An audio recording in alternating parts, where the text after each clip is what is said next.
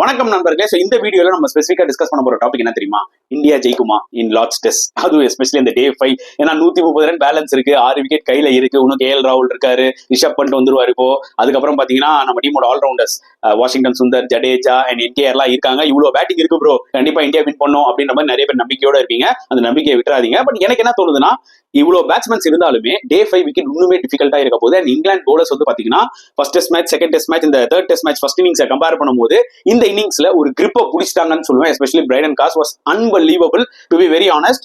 As இந்தியனா எனக்கு வந்து பாத்தீங்கன்னா மனசுக்குள்ள இந்தியா வின் பண்ணணும் தாங்க தோணுது, அதுல எந்த டவுட்டுமே கிடையாது. ஆனா பிராக்டிகலா பாத்தீங்கன்னா இந்த கண்டிஷன்ஸை பார்க்கும்போது இங்கிலாந்துக்கு தான் அதிகமான அட்வான்டேஜ் இருக்கிற மாதிரி இருக்கு. I don't think so it will be easy for India. அதை மீறி இந்தியா அந்த மேட்சை வின் பண்ணாங்கன்னா I will say it is a miracle win and famous win, அதுல எந்த டவுட்டுமே கிடையாது.